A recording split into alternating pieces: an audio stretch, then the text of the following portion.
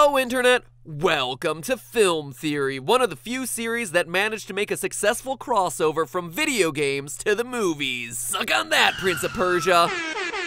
But seriously, let's get right into today's theory because it's one I'm pretty darn excited about. The new Suicide Squad movie is coming out and none of the trailers have shown Doomsday yet. So overall, I'm fairly optimistic. But what the trailers have shown is one of my all-time favorite comic book villains, the Joker. Now, the thing I've always loved about this guy is the mystery that just follows him everywhere. Who is he? It's one of the longest held questions about the Batman universe, but recently, DC has started to tip their hand a bit, at least in the comics. In Justice League number 42, Batman gains access to the Mobius chair, an intergalactic chair that has all the knowledge in the universe. After Batman sits in the chair, he tests it by asking a question that only he knows the answer to. Who killed his parents? And the chair gets it right. So with the chair successfully proving that it knows all, or at least saw the opening minutes of practically every Batman movie ever made, Batman asks the most important question of all. No, not who thought the Martha thing was a good idea in Batman v Superman, or what was the deal with the bat nipple suit, but the question that's been on everyone's mind since the earliest days of the comics: who is the Joker? We actually don't get to hear the Mobius chair's answer, only Batman's stunned reaction. Then, 8 issues and a year later in Justice League number 50, we finally learn what the Mobius chair told Batman. Now, if you thought Game of Thrones has frustrating cliffhangers, then you're gonna love this one. In the issue, Batman reveals that the Mobius chair told him that there were not one, not two, but 3 different Jokers. What? Way to milk it, DC. And of course, the internet lit up with theories. No Batman character was safe. Alfred, clearly the Joker. Robin, also the Joker. Batman himself, somehow still the Joker. But your guess as to why is just as good as mine. So yeah, that's all well and good, but to me, the coolest part of this reveal wasn't so much the implications for the comics, but rather the implications for the movies. Because if there are 3 Jokers in the comics, could there also be 3 different Jokers in the DC film universe? Now, that's not as ridiculous as it sounds. Just look at the man behind all of this, Jeff Johns. He's a legendary comic writer and wrote Justice League number 42 and number 50, the issues dealing with this Mobius chair. He's the man responsible for DC Rebirth, and recently it was announced that he would be co-running DC Films. He's literally the man whose job it is to translate the universe of the comics onto the screen. So if anyone is gonna adhere to this monumental reveal from the comics, it's gonna be him. And looking at the Batmans that are already in the movies, surprisingly, the theory holds. Up to this point, there have only been 3 live-action interpretations of the Joker. In the 1966 Batman the movie, the Joker was played by Cesar Romero. Then in the 1989 Tim Burton Batman, the Joker was reinvented by Jack Nicholson. And of course, in the 2008 Chris Nolan sequel, The Dark Knight, Heath Ledger reinterpreted him yet again. Sure, there have been animated versions of the character sprinkled in throughout, but in terms of just live action, it's a perfect fit. But those are all the Jokers of the past. We now have the inclusion of Suicide Squad and its new Joker played by Jared Leto. That makes 4 different live-action Jokers, so what gives? Well, what if it turned out that Jared Leto's Joker wasn't a new Joker, but instead picking up the baton for one of the ones we've already seen in the past? It'd be a huge deal for the cinematic DC universe, but it begs the question, which one would he be? And is there even any proof that this assertion is even worth testing? Well, to find out for sure, we'll need to know a little bit more about the other 3 Jokers and see how the Batman comic and movies collide. The history of comics can be divided into 4 distinct periods: the Golden Age of 1938 to 1950, the Silver Age of 1956 to 1970, the Bronze Age of 1970 to 1985, and the Modern Age of 1985 to today. And comics changed a whole bunch across those different ages, and along with them, portrayals of the Joker. Now, the Golden Age was when the first superhero comics like Superman, Batman, and Wonder Woman were first being published. They became really popular right after the Great Depression and during World War II, at a time when the US really needed larger-than-life heroes, and as a result feature patriotic heroes doing battle against, let's just say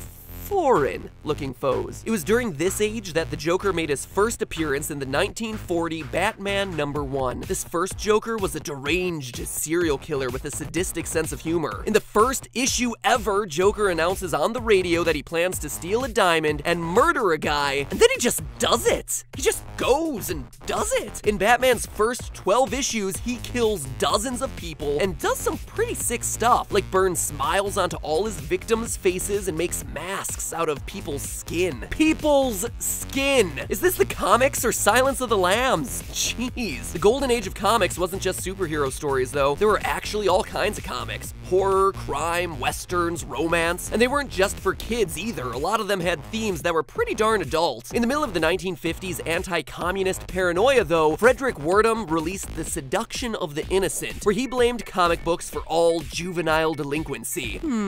Sound familiar at all? So obviously, as people began to get more sensitive, there became an increased call to tone down the violence of these books. However, instead of waiting for the government to censor them, comic book publishers censored themselves. In 1954, the Comics Code Authority was formed to review and approve comics by their own rules. Rules like, quote, crime shall never be presented to create sympathy for the criminal. Romance stories shall emphasize the value of the home and the sanctity of marriage. And all scenes of horror, bloodshed, gory, or gruesome crimes shall not be permitted, as well as 37 other rules. With these changes began the Silver Age of comics. The Silver Age, often referred to as the Age of Innocence, was all about fantasy and optimism. Since crime and horror were heavily regulated, superheroes started battling monsters and aliens instead of people. The grittiness of the Golden Age was gone and replaced with campy humor, and the Joker was no exception. In the 1950s and 60s, the Joker went from being a mass murderer to being just a prankster. He was like a tamer version of Roman Atwood. All the Joker wanted during the Silver Age was cash. In fact, in a 1952 issue, Joker's Millions, the Joker inherits a massive fortune and just retires from crime altogether. Peace out, guys, I'm done. Until, of course, it turns out that the whole fortune is counterfeit. I hate when that happens. The Joker here never kills or even harms anyone. It's like Looney Tunes with Elmer Fudd and Bugs Bunny, where he just basically gets out pranked by Batman. This is also the time when he got all his gadgets: hand buzzer, spitting flour, trick guns, even his own car, the Joker-mobile. It took 20 years, but eventually people got sick of the saccharine Comics Code Authority and basically stopped following it, ushering in the Bronze Age. Now, the Bronze Age of comics brought the medium back to a place where it could address social issues and return them to their darker roots. This is where Iron Man dealt with alcoholism, Spider-Man's girlfriend Gwen Stacy died, and the Joker became a murderer once again. Yay! The difference between this and the Golden Age, though, is that now there was a big emphasis on the psychology of these characters. For instance, in 1973's The Joker's 5-Way Revenge, the Joker escapes from an insane asylum and systematically kills the 5 men who ratted him out. This new version of the Joker emphasized his insanity and mental instability. Instead of being an evil master criminal or a goofy prankster, the new Joker is a mentally ill psychopath who chooses not to control his own actions. The modern age of comics doubled down on this dark and gritty imagery. The best example is The Dark Knight Returns, which was a comic before it was a movie. Surprise! And just like the movie, the comics emphasize the fact that the Joker can't function or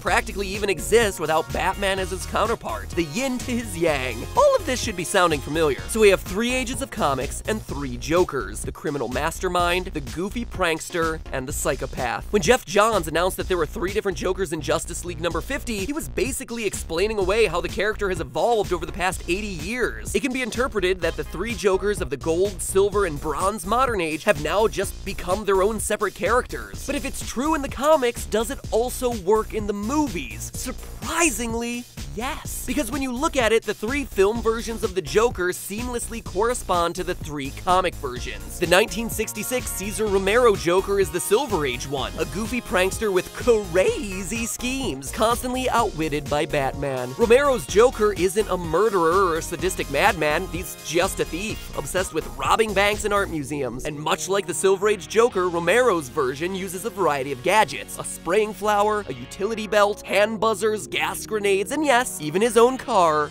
the Joker-mobile. Tim Burton's 1989 Jack Nicholson Joker is a completely different take, which makes sense because he's the Golden Age version. The Nicholson Joker's origin follows the exact same story that's given to the Golden Age Joker, where he's a career criminal who slips into a vat of chemicals after being cornered by Batman. He's disfigured, and when he sees his reflection at the surgeon's office, he goes completely insane, reinventing himself as the Joker, beat for beat like the comic. Nicholson's Joker is also a serious killer, contorting his victims' faces into permanent smiles with toxins, the same calling card as the Golden Age Joker. The Nicholson Joker also announces his plans on television, just as the Golden Age Joker announced his plans on the radio in Batman #1. They even use the exact same flesh makeup technique, which leaves us with the obvious one, the Heath Ledger Joker, the tragic psychopath. He tells Batman that he can't live without him and that they're destined to be adversaries forever. I don't want to kill you. What would I do without you? You complete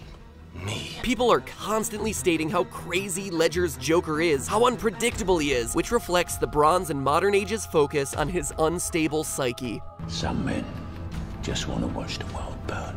So there you have it. All three Jokers fit cleanly into the three Joker comic model. But then that prompts the question. Now that Jared Leto is playing the Joker in Suicide Squad, is he a whole new character, or which Joker line would he be continuing? Are we actually gonna be getting to Suicide Squad now? Mobius Chair, tell me, who is Jared Leto's Joker? What?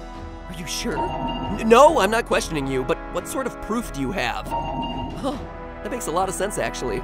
Yeah, that would make a really good episode. But then I'd have to do that thing where there's a cliffhanger, and I hate those things in TV shows. It's like the worst. I haven't even done Doctor Who Part 3 yet, Mobius Chair. What did the Mobius Chair tell MatPat? Who really is Jared Leto's Joker? Would they really end on a cliffhanger after just forcing you to wait for Part 2 of Don't Hug Me, I'm Scared? Unbelievable! Subscribe so you can join us next week on Film Theory to find out. And while you're in the mood for more Joker action, make sure you click right here to check out the Wisecrack channel's video on the philosophy of the Joker, revealing the character's original inspirations, the true meaning behind his motives, and how his evolution over the years reflects the current state of our times. The folks over at Wisecrack always delivering loads of education with loads of laughs. Do check them out, and do make sure that you're here next week for the thrilling conclusion of this Bat saga. And in the meantime, remember, that's just a theory. A film theory, and cut! Batman sits in the chair, he tests it by asking a question that only he knows the answer to. Who killed his parents? And the chair gets it right. So with the chair successfully proving that it knows all, or at least saw the opening minutes of practically every Batman movie ever made, Batman asks the most important question of all. No, not who thought the Martha thing was a good idea in Batman v Superman, or what was the deal.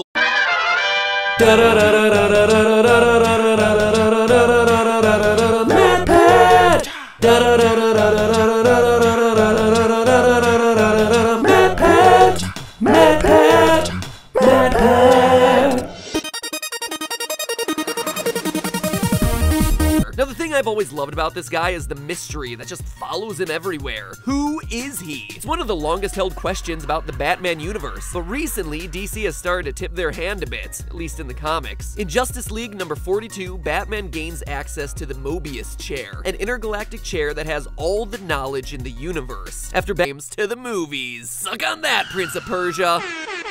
But seriously, let's get right into today's theory because it's one I'm pretty darn excited about. The new Suicide Squad movie is coming out and none of the trailers have shown Doomsday yet. So overall, I'm fairly optimistic. But what the trailers have shown is one of my all-time favorite comic book villains, the Joker.